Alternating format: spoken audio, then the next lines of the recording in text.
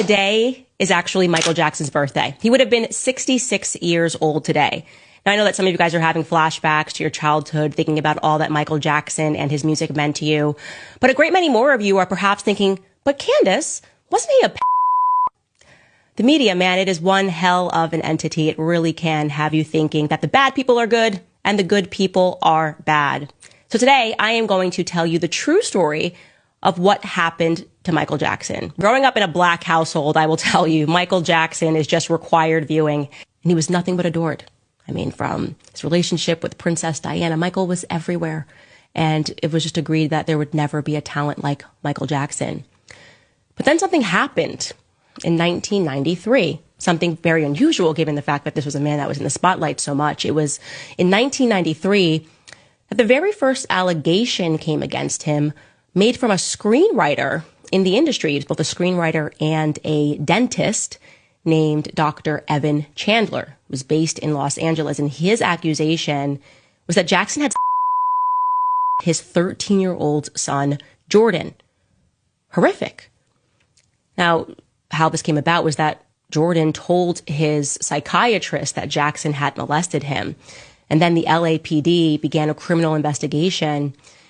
But the investigation actually found no physical evidence against Jackson, and it was closed. The case was closed less than 1 year later.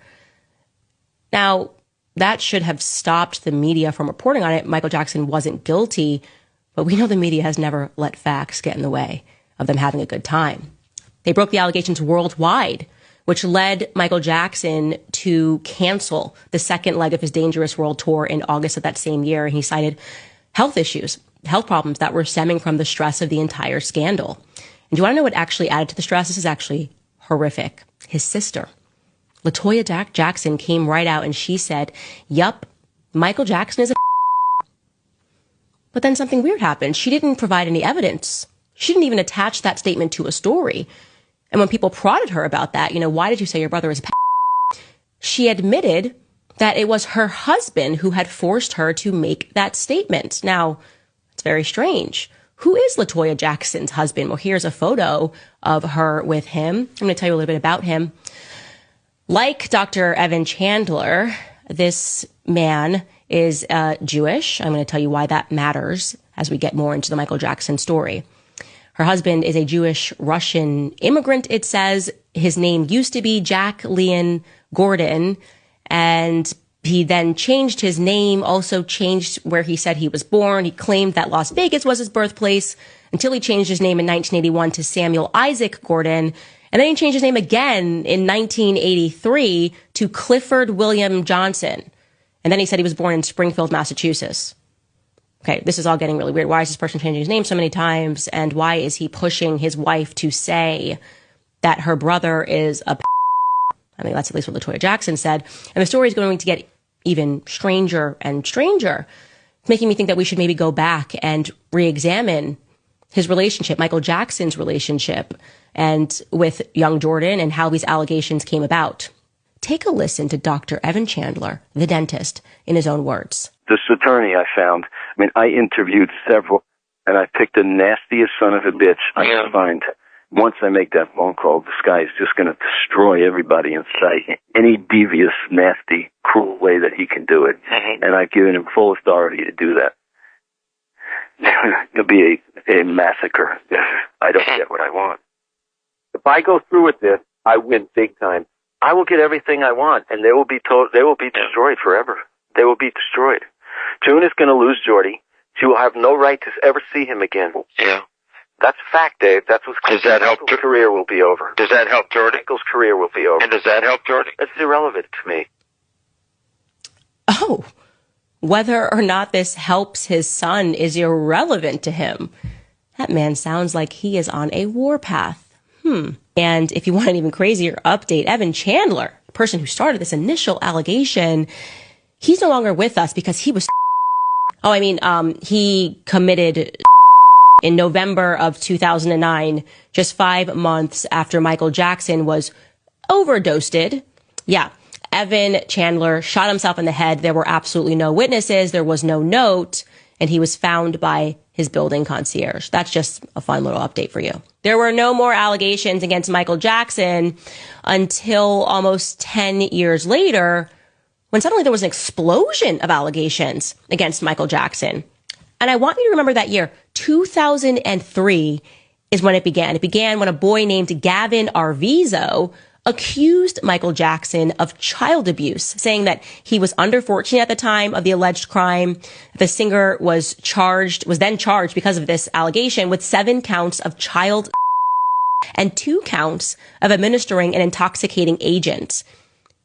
What does the public actually remember from that time? What do you remember from that time? Well, we remember that Michael Jackson was wacko jacko, that he was crazy, that he was addicted to drugs, whatever his doctor was injecting him with. Here are just some of the headlines. Wacko, jacko, backo, jacko, sex raid, wacko, jacko, on the attacko. I mean, this is like seared into my memory. I'm sure it's seared into your memory as well.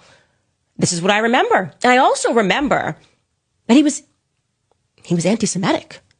Yeah, there were headlines calling him an anti-Semite, saying that he hated Jews. It was then revealed that Michael Jackson kept an enemy list on which he had Tommy Mottola, along with, I'm not kidding you guys, Rabbi Shmuley.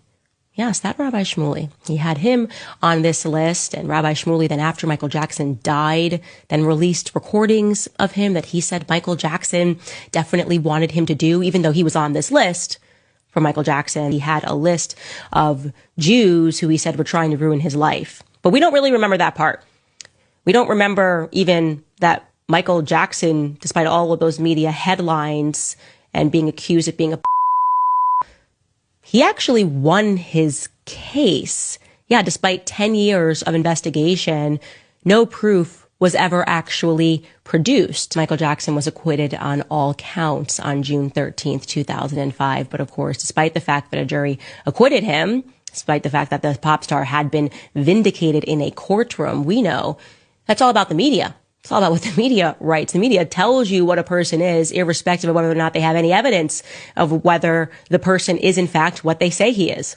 That's the power of the mainstream media. Michael Jackson had the courage to call out how record companies cheat their artists. He wanted to stand up for the small guys and say, we cannot allow these sorts of things to go on anymore.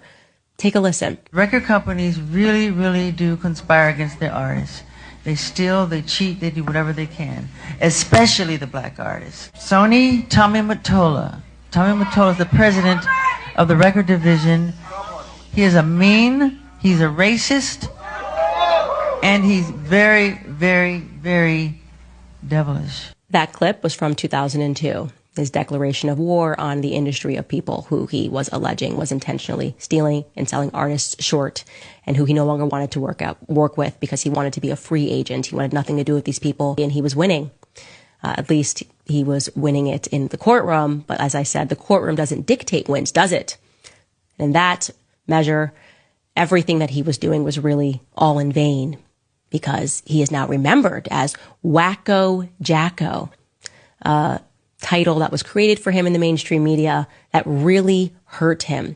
In fact, he sat down with Barbara Walters and spoke about how much that name hurt him. Take a listen. You should not say he's an animal. Should not say he's Jacko. I'm not a Jacko.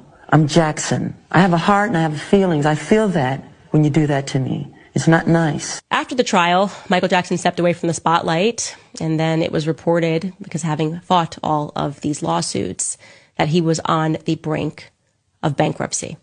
I want you to think about that. I want you to think of a person who once sold 70 million records, made Sony extremely rich, that at the end of his life, he was on the verge of bankruptcy and had faced closure on his Neverland ranch. And he never did, by the way, return back to Neverland. In 2009, he announced that he was going to put together some comeback concerts, and there were rumors about his financial situation, but the concerts never came to pass because, well, we know